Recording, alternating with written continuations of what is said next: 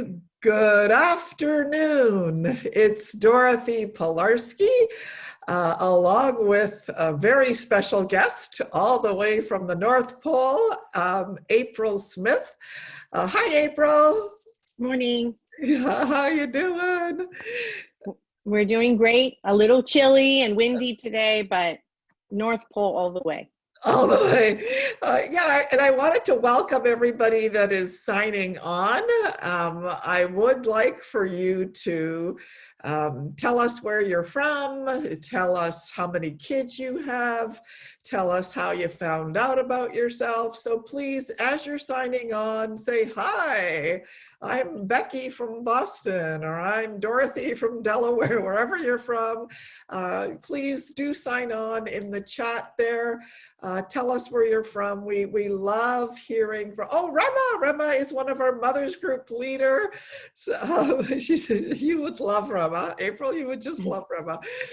Rema's one of our Mothers Group leaders at St. Benedict's Parish in Etobicoke. She said she would love to see the North Pole. Hey, you know what, Rema? I've been talking to April and she's got a 5,000 square foot home. I kind of figure that maybe we should have a Mothers Group meetup in the North Pole. Wouldn't that be fun?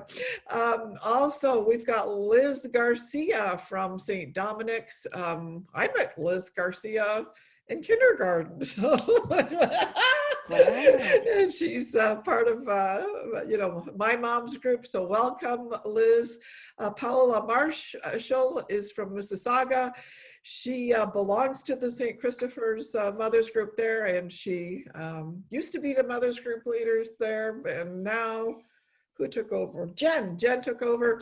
Roseanne from Our Lady of Peace. Remacello says she's coming to the North Pole. So we're scheduling our next meetup in the North Pole. Angela Rashid is a brand new, I call them just baked fresh out of the oven Mothers Group leader who's starting her groups in January, and Angela is a convert. So welcome, Angela. Great to see you again. Janine Wu, thanks, from North Scarborough. Lucy from Mississauga. Anyway, I wanted to welcome you all. It's some of you know me quite well, and then others, maybe you're here for the very, very first time. For those of you that have been here before, thanks for coming back. For those of you that are new, welcome.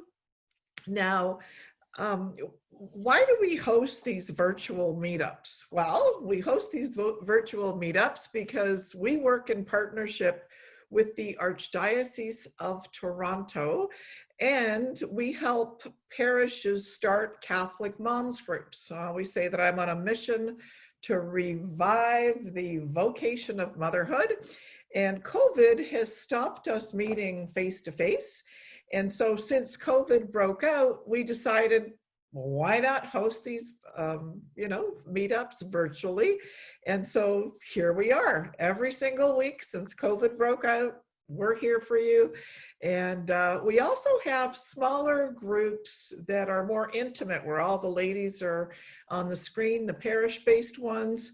Now, April, when I say to you the vocation of motherhood, our ministry is on a mission to revive the vocation to motherhood. What does that mean to you? I'm kind of curious. Sure. I think that it means to remind our culture that motherhood is a joy, Mm-hmm. And that our job as mothers is worthy of praise and honor and glory from God. I was married 5 years before I had kids, and so I was working and transitioning from not working to home was very difficult for me. And I was not Catholic at that time.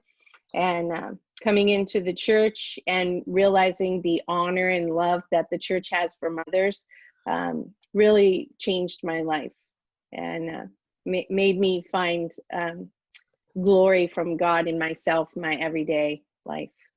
Yeah, it's you're giving me kind of goosebumps when you say that, because so many people that are outside of the Catholic faith, um, they don't get it, like that they say, oh, the Catholic women don't have any power, or Catholic women can't be priests. And I kind of keep on saying, wait a minute. We've got a woman that is the queen of heaven and earth. Like, Right. like, oh my gosh, like our Blessed Mother is queen of heaven and earth. And I don't know how it happened at my house, but my kids, ever since I was little, they call me the queen, right? And it's just hilarious because I didn't teach that to them, but they Sure. call me the queen, and it's like whatever the queen wants. And I'm like, okay, I don't know how I got it. And when Monica was just a tiny little kid, she used to call me Mama Lucci. As a 3-year-old, Mama Lucci, and I'm like, Mama Lucci. Then I thought, Mother of Light, So Mhm. there is a remarkable amount of dignity associated with being a Catholic woman. Mhm. Now, most of you here aren't going to know this. Today is a very, very, very special day. And I want each of you that are joining us today to know that it's a very special day. And I want you together with me to wish April, Oh, all the way in Alaska, a very happy birthday. Today's thank April's you. birthday. There's a little sign here. I don't know if you can see it in the I can candles, see it. but it's a little happy birthday cake. So we want to wish you a very happy birthday all the way from Toronto. Happy birthday to you. Mhm. Happy birthday to you. Happy birthday, dear April. Happy birthday to you. Now you're going to blow out the candles on the count of 3. Oh, there we go. Oh, when I met, Thank you so much. And virtual cake has no calories, so that's yeah, good. no, I just have to tell everybody that when April told me it was her birthday and she was still willing to be a part of today, I was just very, very deeply, touched. So, April, Well, thank I you. share my birthday with Pope Francis. So Oh, today's Pope Francis's birthday, and I'm getting quiet in this room as my birthday present from my children. ah, so So that's fantastic. So, can you tell us a little bit more about yourself? Tell us a little bit more. It's your birthday today. it's my Uh, birthday. I'm uh, 43. okay, I have 10 children 10. from 8, yes, 10. I have an 8-month-old baby. She was just born at the beginning of COVID in March. And I have a almost 19-year-old son who's getting ready to go to the Marine Corps. So a wide span there. And they are all about 2 years apart. So they get on all evens or all odds. Right now they're all odds. So 3, 5, 7, 9, 11, 13, 15, 17, and 19 there. So And all of these children are your children. they are all my children. They all have the same dad. And we, I don't know where to start with that really. I could screen share a little photo of them if you would like. Yes, yeah, no, please do. Yeah. Okay, let me see. Now, I'm not the master of Zoom technology, but I do see I can screen share here. Okay. Uh-oh. It doesn't want to have me screen share with you right now. So I will keep on pressing buttons here and Okay. Let me see just, why it doesn't like me to screen share because I kind of do it all the time. um, okay, hold on. so You know what? I'm going to make you a co-host and see if that is going to allow you to screen share. So try now, because I've got some pretty stringent. There we go. there Ah, we okay. go. So Let's see if we can get rid of my system preferences there. So these are my kiddos. If you can see them all there. So yep, that's Anna. She's the princess baby. You can see my screen now? Yes, I can. Mhm. Okay, great.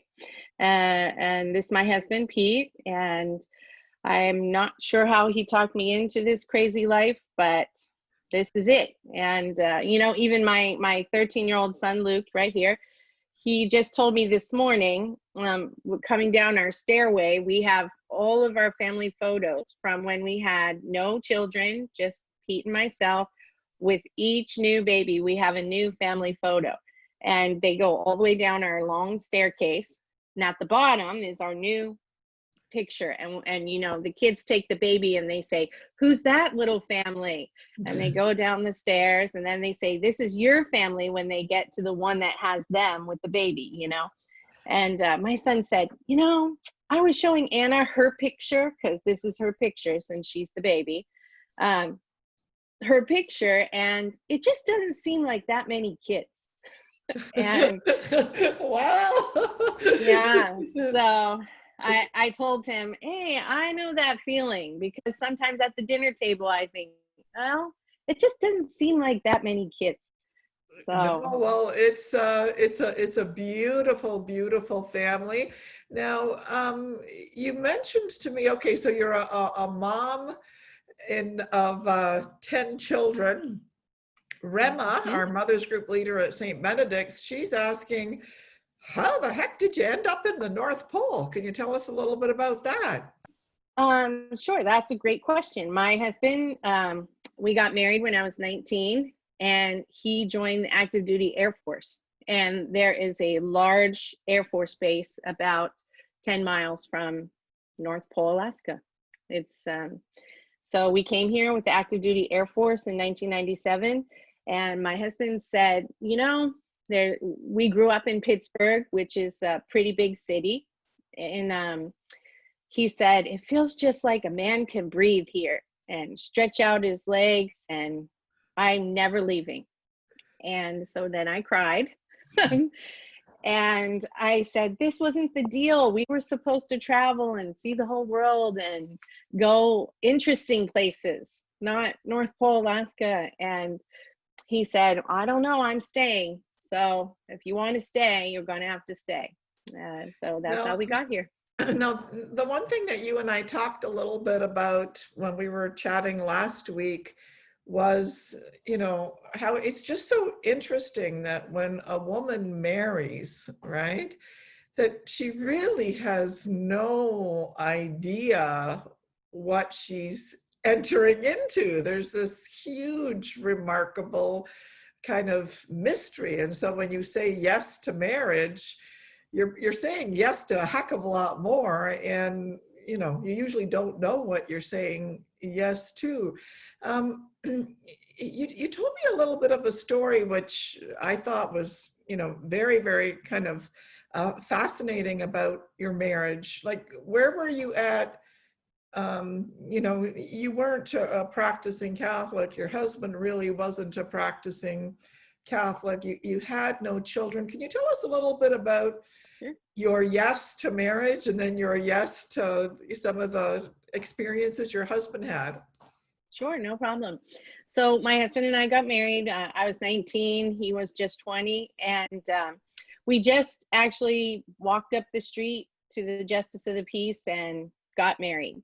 You know, we lived in the city. It was kind of, it wasn't really spur of the moment, but it wasn't. I wanted to go with him. He wanted me to come with him, and if we were married, we could do that. I mean, my husband will totally tell that story differently because he's loved me forever since we were kids. So, you know, but we got married, and it wasn't a religious experience, let's say that. And so we ran off and we came to Alaska, and, you know, we were happy and fine. Everything's great. So But after some, did you have any kids when you were when you first arrived in Alaska? no, No, no, no. we Okay. came here. We actually were married for 5 years before we had any kids. Okay. So, we came here to Alaska, and we were married for 5 years, and my husband was actually out of town for a long while. So we were separated. I was here and he was gone. And he called me and asked me what the point of our marriage was. And here I was, like 23, alone. He's gone somewhere else, for the military. And I thought, is he breaking up with me? Like, what is happening right now? And he just said, I don't know. I just want to know what the point of our marriage is. And I said, ask yourself. I don't know. And he said, a long pause. And then he said, I want a baby. And I said, what? And he said, well, why don't we have any children? And I said, I don't know. Just, we're very secular, kind of agnostic. And I never thought about having kids or not having kids. And I've known my husband since I was 15, and we never had that conversation. Like, when we get married, are we going to have kids? Are we not? Just, every day, not today. So he said that he really felt like God asked him what the point of our marriage was, which was very unusual. I was wondering what exactly he was doing while he was gone, because we also didn't really have any sort of church or spirituality or anything. So him saying that God was asking him to ask me to get a baby, and like, it was just really kind of shocking and unusual. And I could go on and on. Well, no, but what it really does, is it really it startled me when you told me. But it's just such a beautiful testament to the power of God, right? Yeah. Like, Yeah. God plants this question in your husband's mind.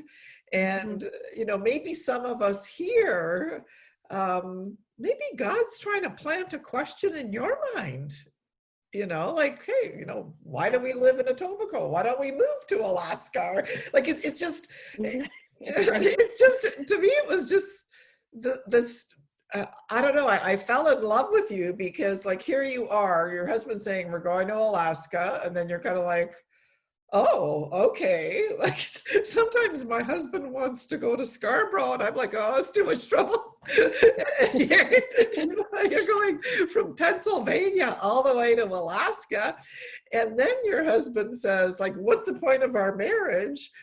And you're kind of like, I don't know. And like, he's like, I want to have kids. And that's like a dramatic change. Oh, no, he said he wanted one baby. He didn't say, I want to have a bunch of kids. He said he wanted one baby.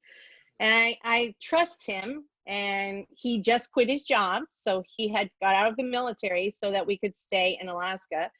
So when he got back, he was about to be unemployed and a college student. And he wants a baby. And I said, well, you have no job. So people with no job do not have a baby. And he said, but we have money, because we were, always saving money, He said, we could just pay the hospital bill with our money. And I said, that's my house money. So no, we're not spending our house money on a baby. And he called up the hospital and asked them how much it costs to have a baby.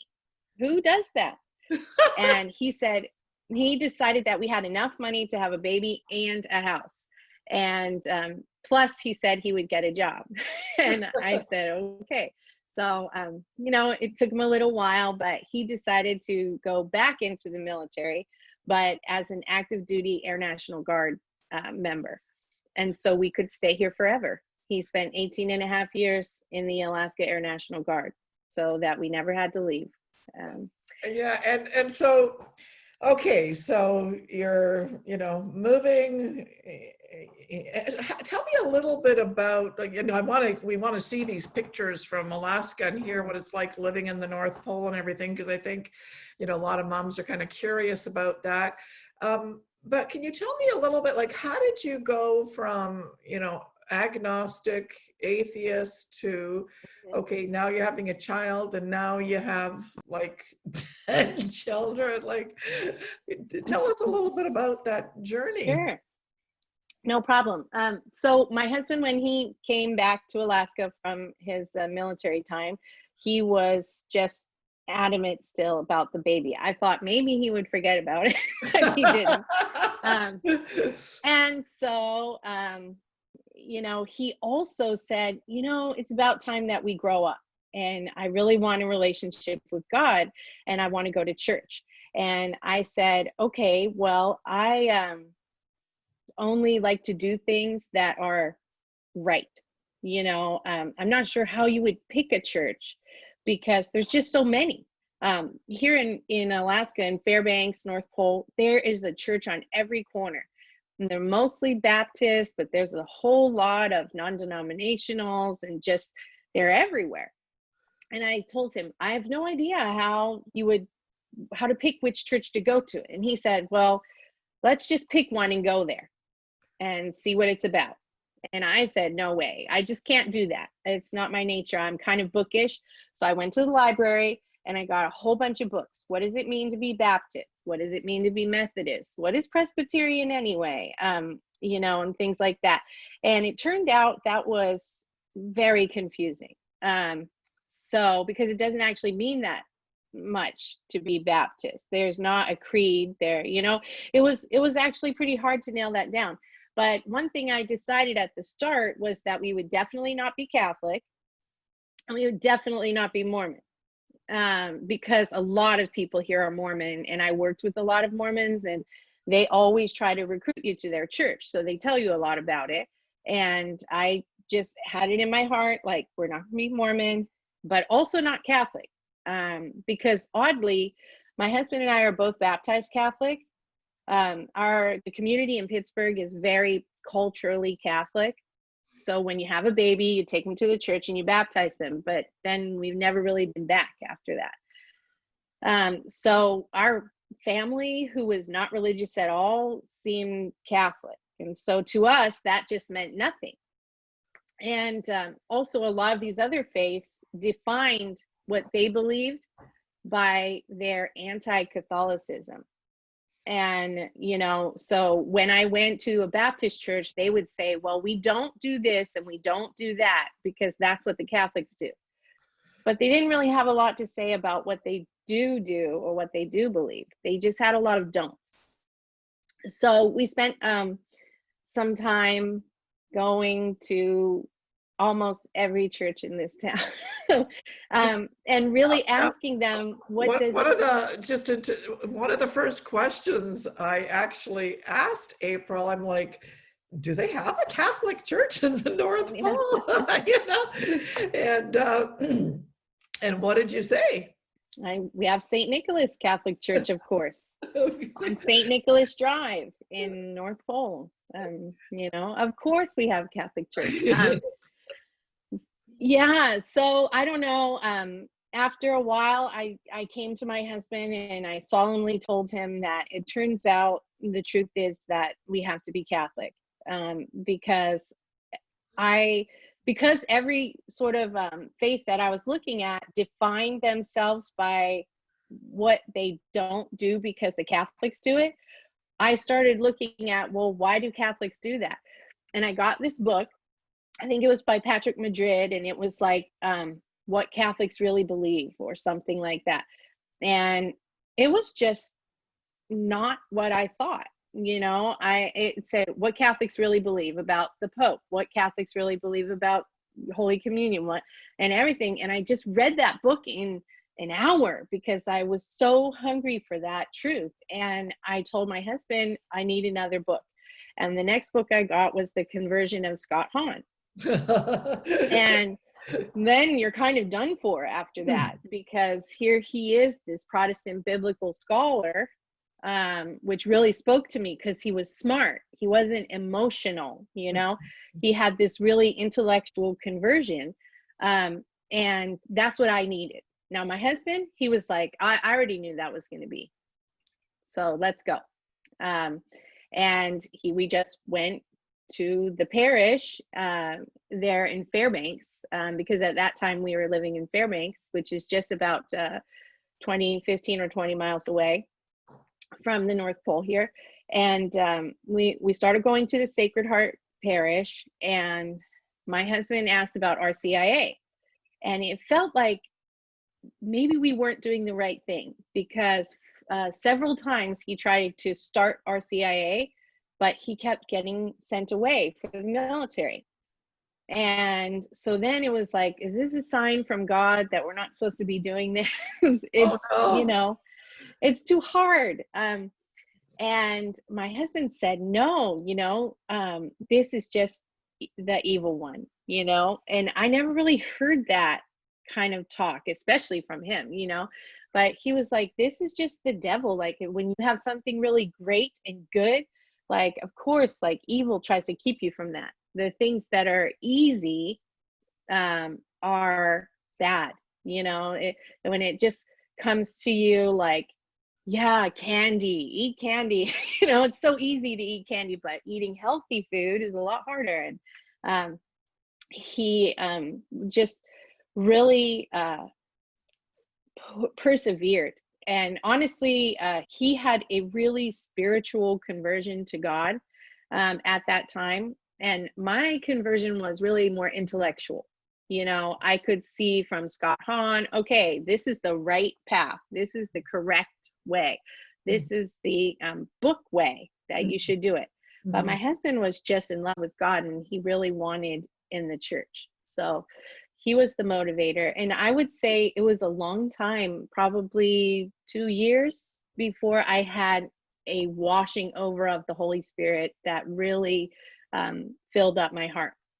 So what an incredible, what an incredible journey, and what an incredible testament to the power of God. And just my hat's off to you, to your yeses, right? Because oh my gosh, like, I know sometimes it's funny, because I think, do I trust God or do I trust Pete? That's my husband. Because he says this is what we should do, and I think no. And then I just do it, and it always has worked for me. But then through my faith, I realized that trusting your husband is trusting God. It's really letting him lay down his life for you, and letting him guide the family as a spiritual leader of your household.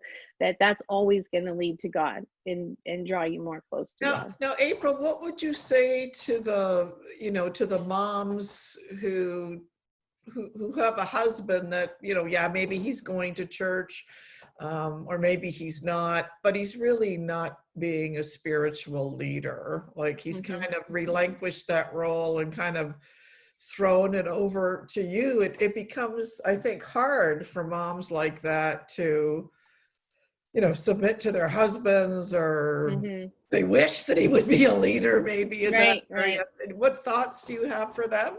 Yeah, well, I would say mostly pray for your husband, and also to make sure that when you are involved with stuff with the parish or your prayer life, that you really exude joy over those things. Because some people tend to make it like this burden, like we have to go to mass, and sort of as it's a killjoy, or we can't do this and we can't do that. And I really feel like our ministry, our family, is a gift of the Holy Spirit of hospitality, that we really like to make being serious Catholics very desirable. Yeah.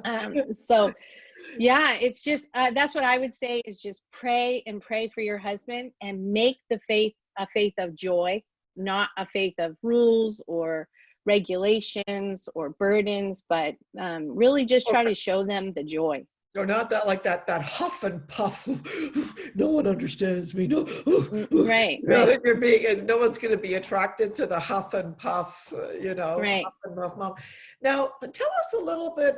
I've got, like, honestly, after I got off our last Zoom call, I was saying to my family, I said, I have fallen in love with this woman, April. I said, there's so many stories that we shared, and I thought I could probably spend another 2 hours on the phone with her. Oh yeah. So I want to make sure that we kind of cover, some of these things. What's it like to live in the North Pole? And I know you've got some photographs that you're going to share with us. So, can you tell us a little bit about, because it's like just so incredibly different. Like, what's the population? Sure. Tell us a little bit about life in the North Pole. Sure. Well, if you don't mind, I'll go back to the screen share, and then I'll tell you while I show you the photos there. Let's see if I can make that happen. Okay. So this photo, you can see that is the Santa Claus house. It's sort of the centerpiece of North Pole. It's very Christmassy, and it's right on the highway, a big centerpiece. And so it's the main kind of tourist attraction, but North Pole is actually quite a small town. Maybe 1,500 people live in the city of North Pole. I technically live about a mile outside of the city limits, but our whole zip code is still North Pole. But the city itself is very small. And we are a sort of suburb of Fairbanks. And Fairbanks is about, all together in our borough, which is the size of Rhode Island, about 100,000 people. So it's, it's not, North Pole is a super small town, but the area is, 100,000 people is not the smallest. So this is the Santa Claus house at about 3:30 in the afternoon. This is 3:30 in the afternoon. Okay. Right. So a weird thing about living in North Pole in the winter at Christmas time is the dark. So this is just the middle of the afternoon here.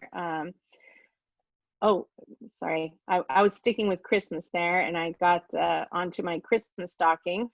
So it doesn't seem like a lot of kids, but when you hang the stockings, it's a lot of stockings. So is this in your home here? This is my home right here. Yeah, these are all our little Smith S stockings. And the funny thing about being a mom with a lot of kids who didn't plan to have a lot of kids is when I feel like maybe this is a place that the Lord is calling me to tell people that after I had my first baby, I cried for a long time. It was extremely difficult to transition for me to being a mom. And then I had another baby very quickly. So my first two babies are just 18 months apart, and then another one. So I had 3 kids in 3 years.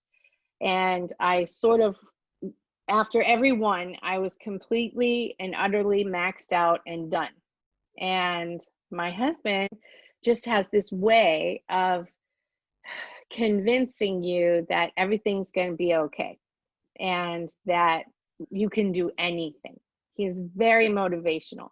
And I had a boy and 2 girls. And then he said, well, but our son just needs a brother. And one more baby, it's really no big deal. Like, I'll take care of you. Everything will be fine. And our son needs a brother here. And so I said, okay, one more. Like, 4 kids is a lot. This is enough. And I don't know. My husband said that he just felt like the Holy Spirit told him that his last child would be a daughter. So here we have these 4 kids, but the last one was a boy. So he wanted one more baby to get his baby daughter. And so I have another baby, 5, and she was a daughter. So surely that is enough, right? I mean, that was his baby daughter that the Holy Spirit told him. And then he just said, I mean, we already have 5 kids. I just don't see the big deal here about one more. And I told him, well, if you want another baby and I can see that this is going to go on forever, then I want the biggest house ever. Because we had a small house that we bought when we had no children. So we were really packed in there with triple bunk beds in our bedrooms. And of course, we're not rich. So I said, I want the biggest house we can possibly afford. And I'm a realtor. And so I searched and searched for houses. And this one day, a lady at our parish told me, you should buy my house. And I said, oh, that's funny. Because she had this house that was built for Extreme Makeover Home Edition. So is this ginormous house that was beautiful, and it was from a television show. Like, I can't afford that house. I have, 6 kids, and my husband's in the military. We don't have any money. And she said, no, ever since they built the house for me, I thought, when I'm done with this house, I want Pete and April to have my house. And it turned out that the house had some issues that caused it to be a fixer-upper. And so we were able to actually buy the house, even though it had no working bathrooms and no appliances and a lot of other problems. So we do have this huge, beautiful house that allows us to really have hospitality. And so in that agreement, I told my husband that he could have as many kids as he wanted. And so we are on 10, and I don't know, I'm 43 today, so we'll see what God has for us. But also, I will tell you, this is Santa Claus. He lives here in North Pole, and this is his legal name, Santa Claus. He used to be my daughter's school bus driver, so that's what it's like to live in North Pole, that Santa Claus drives the school bus. And he's also on the city council, and he's kind of a quirky guy. So, it's very Christmassy here. And his legal name is Santa Claus, you said, right? Correct. On his driver's license, he's a member of our city council. When you vote, you had to vote for Santa Claus. So this is from a news article. And what they're saying here is Santa Claus is a little bit of a blue, like a Democrat. He's actually, but the North Pole City is very Republican. So they're saying that he's a bastion of blue on the city council, as red as Rudolph's nose. So it's kind of funny because most people think, why is he on there? He's crazy. Like, he doesn't go with anything else that the whole community ever wants to do. But people vote for him because he's Santa Claus.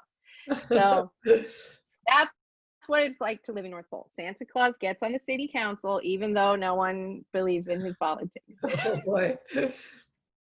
And this is kind of a little sign at the bank. Everything stays sort of Christmas all year. Our light poles have candy cane stripes. This is the bank sign, has candy cane, a little holly around it. And of course, it's 36 degrees, so that was just in fall. It's not Christmas time at all. And so everything is just a little Christmassy all year round here in North Pole. And then this is what our fall is like, because we do have a fabulous summer here. But it goes very quickly from green at the beginning of September. Everything turns, the leaves turn, and then it snows very quickly there in September. In just a few days, it all the way turns from summer to winter very, very quickly. And and then the snow stays. See, that's an unusual thing there in Toronto. Like, I'm from Pennsylvania.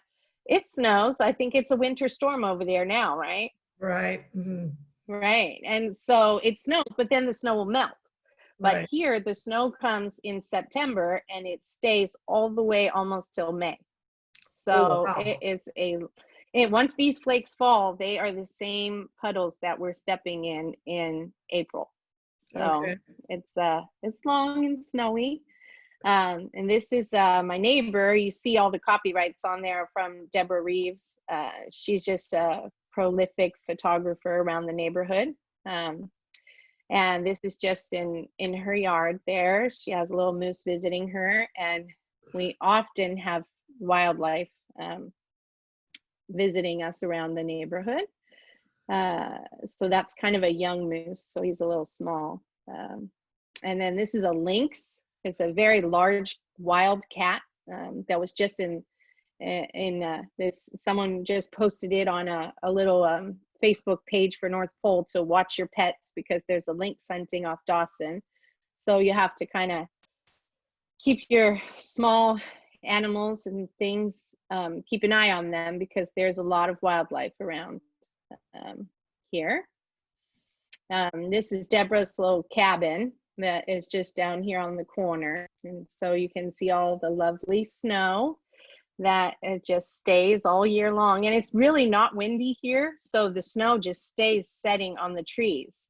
And it just makes it like beautiful, as if you live in a snow globe. Oh, wow. It's just wonderful. People ask, well, don't you hate the winter? Isn't it so cold? But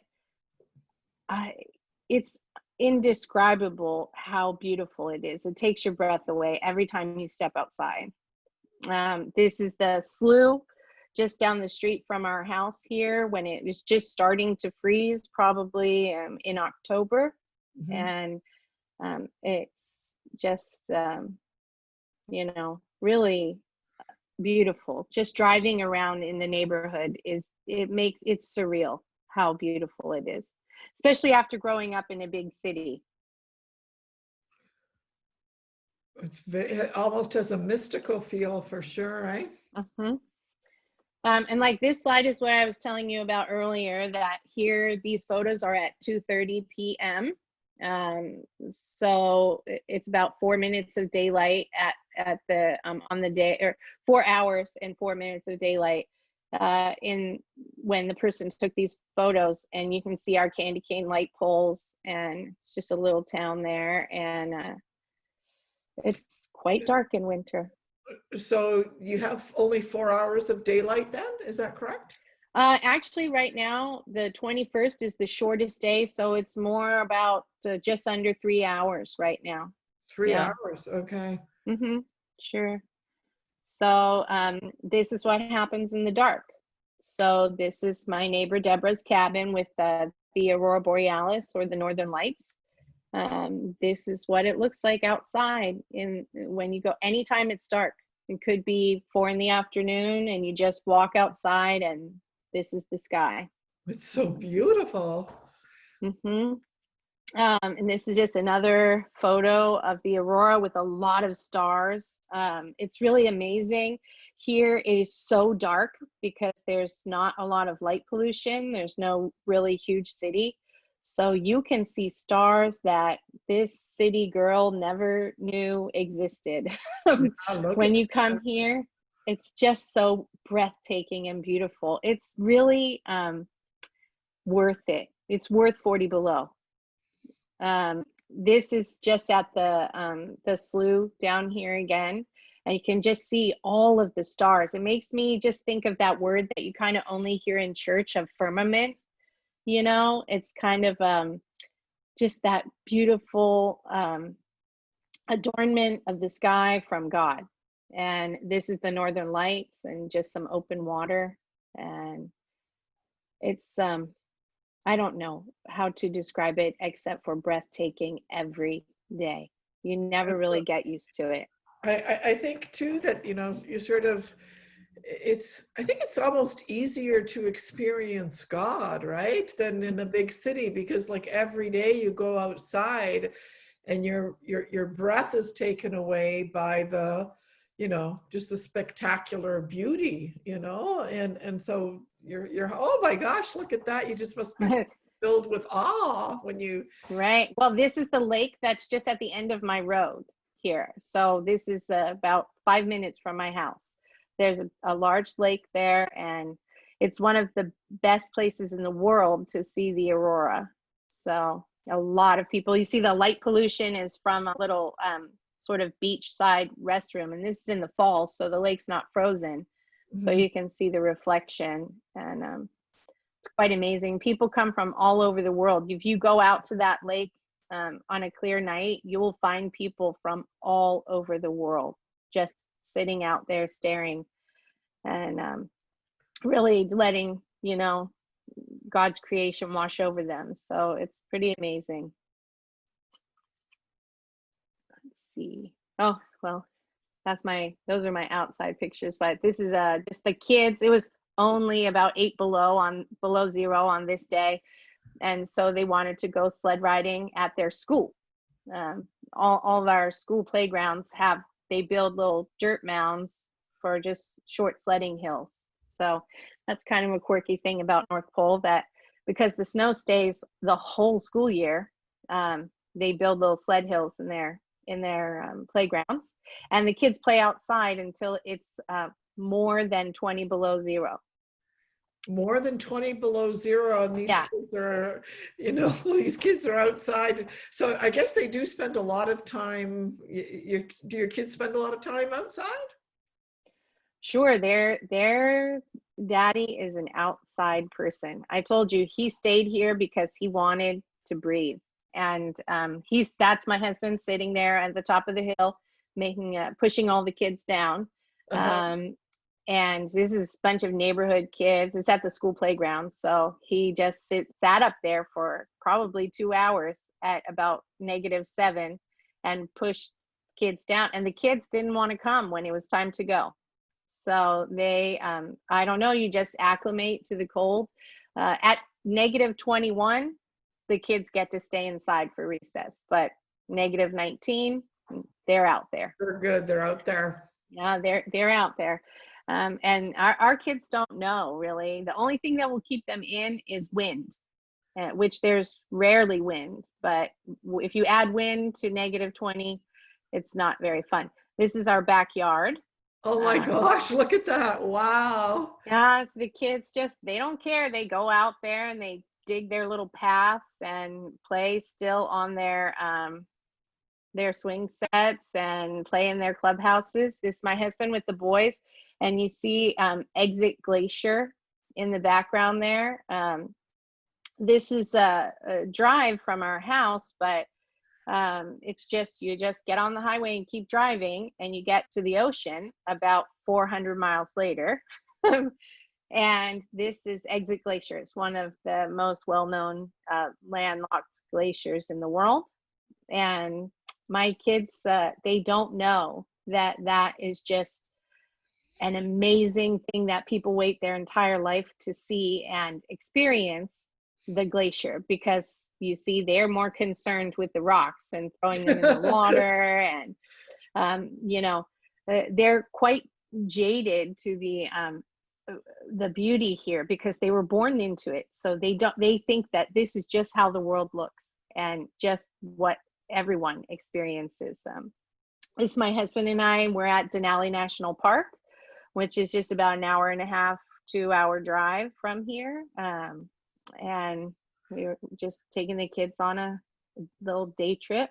There's the one weird thing that happens to you living in Alaska is the 400-mile drive to Exit Glacier. Well, that's just a weekend trip. We just left on Friday after work and came back on Sunday. And Wow. living in the Northeast, we would never do that. Never. I almost never left my neighborhood. But here, just down the road, 300 or 400 miles, that's fine. We'll just go do that today and then come back the next day. That's yeah, this is at Seward, Alaska, which is sort of the end of the road here. This is the ocean. It's quite beautiful down there, and really there's whales. There's a bunch of little sea otters right out there in the water. And here's my little boys. Just thought people might want some cutiness today. No, they're definitely very cute. Yeah. And it's just Alaska. This is just my son. He's caribou hunting, and you can see how there's no trees. We live very far north. We actually, we live 400 miles from the ocean, so we're right in the middle, and then he's quite a few more miles north, and there's hardly any trees. It's really that sort of tundra that you hear about in school. That's where they are. And they do a lot of fishing. And this is my older son. He's just, out with his girlfriend there, and they're hunting for fun for a date. So that's kind of that's special about this place too. And that's just my son. I don't know, that one got in there, but he's going to the Marines. So that's his COVID Marine picture. But I wanted to show everyone this picture, which is my mom friend, who she went hunting, and that's her caribou. And it is quite large. It's kind of a Santa's reindeer, but that's what we're eating for dinner every night around here. And, Wow. you know, she's just a mom. She's a little girl, probably 125 pounds there. And so moms can hunt caribou, and you can also see sort of the treeless land around there. She's a really nice lady, and she has 3 kids, and that's how they spend their weekend. And I just wanted to show this picture because it really sort of defines our family, that these are just some friends. It's I think this is my son Levi's birthday party a few months ago, and we have this gigantic cafeteria table, like a high school cafeteria table, as our dining room table. And we just always open our house, and we're so full of kids. And this is actually probably just 2 families who are visiting us, because at our parish, we just have so many families with a lot of children. Like I have 10 kids, but I'm not the only one in our parish with 10 kids. So so a lot of moms have large families there. Oh yes, 4, 5, 6, 7, 10. Just our rows are filled with car seats, and our parking lot is filled with passenger vans. And one of the reasons that our parish is so alive, oh, there's my van, is so alive, I really believe is, you know, what I was talking about earlier, about just really exuding joy with your life. Our parish is pretty young because we have 2 huge military bases here. And my husband is just this really wonderful evangelizer, and he's very fun. So we're always having parties and welcoming people into our home. And I think they just see through our parish that you can do it, you know, that anyone can have a lot of children and a moderate income and be really happy and love God and serve God in that way. So this is my van with my campaign stickers on it. I actually ran for school board this summer, and there's my little boys with my campaigning. That's a beautiful picture. I love it. My husband and my son, you know, we're really a team. We work together and do everything. They are building some giant highway sign stands for me. And, you know, I also wanted to show before our time is up that it does turn summer here. And this is our beautiful National Historic Landmark church in downtown Fairbanks called Immaculate Conception Catholic Church. It's one of the oldest buildings in Fairbanks, and it's very beautiful. And let's see what else I had here for you. Oh, and it turns quite warm here in summer also. Here's our thermometer on the back porch there, approaching 100 degrees in the summer. So it's really a time of, and then this is my last picture, just my husband and I before we had kids, when we were about maybe 20-ish. And that was my last slide there. So Yeah, I hope that. I want to go through some of the comments we've got here, because just to say, okay, so okay, so you got a lot of birthday greetings here. Happy birthday, April. Good afternoon from St. David's Parish in Maple. Hi, Claude. Nice to see you. Another happy birthday, April. Happy birthday from Paula and Clarkson. Shannon says happy birthday from upstate New York. Janine Wu, happy birthday. I think she's from Scarborough. Claude, oh, your birthday was December the 14th, so happy birthday to you too. Catherine Sersani, thanks for coming back, Catherine. She's wishing you a happy birthday. Anne McGee is saying, may the Lord continue to bless you. Another happy birthday. You're going to become a celebrity here in the Archdiocese of Toronto. Happy birthday. More happy birthday. Oh, what a beautiful family you have. Beautiful family. I'd never heard of North Pole, Alaska. It looks amazing. Wow, it's amazing. Okay, Aurora B seems to be like the second sun to make up for the short daylight. Does it make up for the lack of sun? April, someone's asking. No. So the lack of sun is just so unusual. And the aurora, you have to go outside to see it. It doesn't create light. It's something that you can see, but it doesn't create light. So like the sun creates light and illuminates the ground, but the aurora actually doesn't do that. It's just something that you can see, and so it's not very bright. And the lack of sun really causes the kids around like 4 p.m. to start whining about dinner and bedtime, and it just gives you that nighttime feeling around 3 or 4 p.m.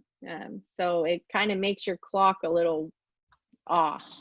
Now, for those of you that are here from the Archdiocese of Toronto, I want you to pray up a storm, because guess what?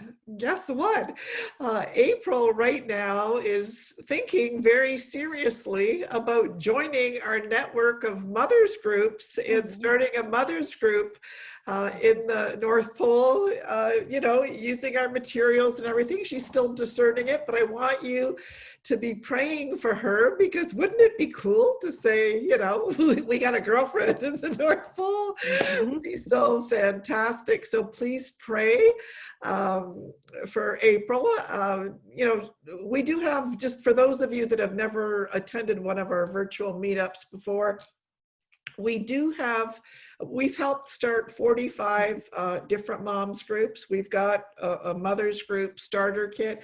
Usually I talk a little bit more about the ministry than I did today, but I was just so excited to see all of April's slides and everything, so I didn't share those things.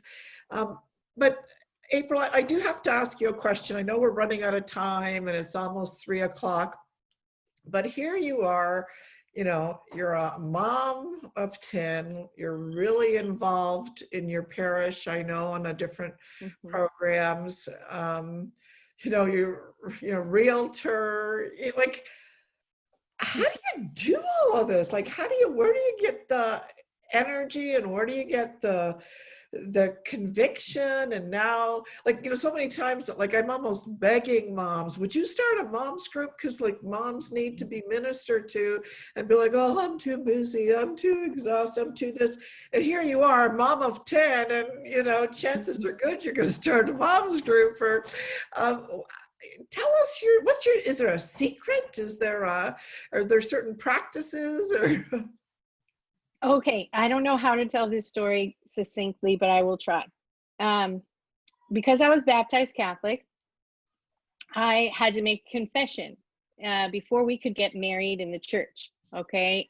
Because we were baptized Catholic, we were in trouble because we were not married in the church. So when we came into the church, we had to get our marriage blessed in the church, and we had to make a confession before that. And so I made this confession of my entire life. And at that time, I honestly feel like all the grace that God had for me that was held in this sort of upside down umbrella my entire life since my baptism, because I couldn't really receive it because I was in sin in various ways and not going to church, and that all of that was just poured out for me at that time. And that I really just received a gift from the Holy Spirit. And that gift was a gift of hospitality and of energy, and really being able to trust the Holy Spirit. And so I have no idea how everything comes together. A lot of it, honestly, is that I have the most wonderful husband. I mean, he works, and as soon as he comes home from work, he immediately is with the children. He takes them places, he does things with them. He really just supports me in all the crazy things that I want to do. Like the running for school board. Of course, I would never do that without my husband on board. And first he said, no, you have a lot going on. You don't need to burden yourself with the whole community's problems, And after, so I went and I asked some people, whose campaign can I work on? I want to help someone else. And of course, they came back to me and said, you're the one. We want you to do it. And I went to my husband and he said, I've been praying about it and I think you are the one. And so he really committed to helping me with that. And so without my husband and without both of our trust in God, we could not do anything. So I think that's the secret. Yeah, and I think that too, the other thing that it's funny that you mentioned a general confession, because I think it was like in 1988 or 1989, just to show you how old I am. I had a general confession because I had moved away from confession for a number of years for a number of different reasons. And I had decided, one year, like, I wonder what would happen if I just for 1 year completely obeyed all of the commandments and submitted to the authority of the church and didn't question anything and, renounced, yoga and astrology, just renounced all those things. And just for 1 year, live as if everything my mom had taught me was true. And it was just, again, this floodgate of supernatural energy, this floodgate of supernatural ideas. Like, I often say, like, who the heck would have thought that I'd be speaking to a mom in the North Pole and that she was, considering starting a mother's group, based on a program that we've done. Like, who would have ever thought? I could have never conceived that. And that when we do participate in the sacrament of reconciliation, when we do get out from under the yoke of, 1 or 2 or 3 mortal sins that maybe we don't even know are mortal sins, and when we do say yes to all the teachings of the church, that it's actually a pretty supernatural experience. It is. Right? And it's just so freeing. I remember the day that my husband said, if we're really going to be Catholic, they don't believe in birth control and all that stuff. And so we're just going to have to really let that go. And I just looked at him and I said, and so you're okay with that? And he was like, of course I am. I'm okay with anything God wants from me at this point. And I said, I guess I'm okay with that too. And so we have just been there. And people often think, this is what I was saying about the bring joy, is people think that the Catholic Church is just this place full of oppressive rules and telling you all the things that you can't do with your life. But for me, becoming Catholic and accepting all the teachings of the church was the most freeing thing I've ever experienced. That I didn't need to listen to the world about the things I could not do. Everything became open to me. And I just hope that if there's anyone listening here who is having trouble trusting God, or maybe, discerning that there's just so many big things you want to do with your life and you can't do them if you had children. I just want to say that we just had a Supreme Court justice appointed who has 7 children and is a faithful Catholic, and that I have a real estate business and I'm doing my school board and I have 10 children. I have 6 kids in remote learning every day. And I just work hard and I trust God, and I could have never, ever imagined for 1 minute having even 1 child, and everything is not just fine, but wonderful. And so I just really want to encourage people that anything can happen in life, and that you shouldn't make serious changes and plans in your life based on your circumstance now, because you just never know what God has for you in the future.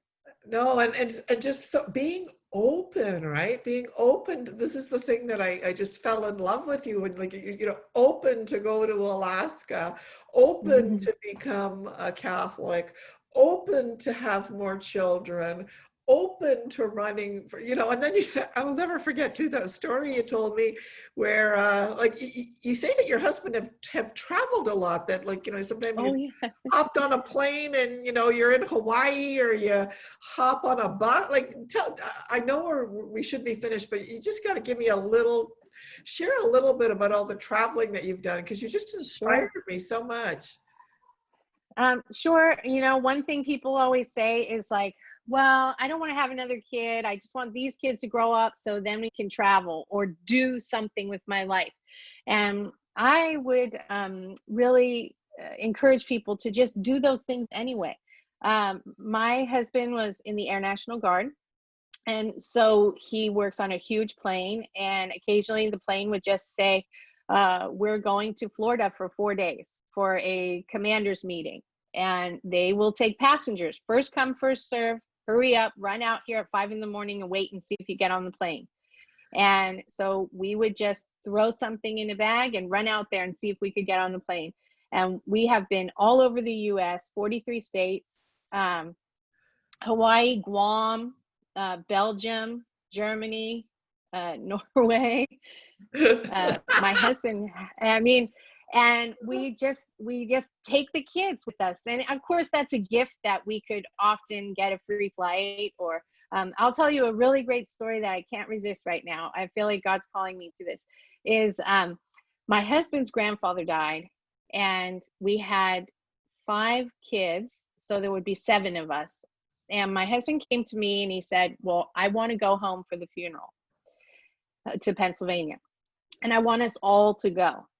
And I said, babe, 7 plane tickets for tomorrow, that's going to be $10,000. Like, no, that's irresponsible. We cannot do this. And he said, well, we're doing it, so you better start packing, because we're leaving tomorrow. We're just going to figure it out. And I said, well, you better put on your, prayer shawl here and start finding some $10,000 falling out of the sky, And he said, I'm going to do that right now. I'm going to he was at work, and he said, I'm going to sit down right now and pray to God to find a way.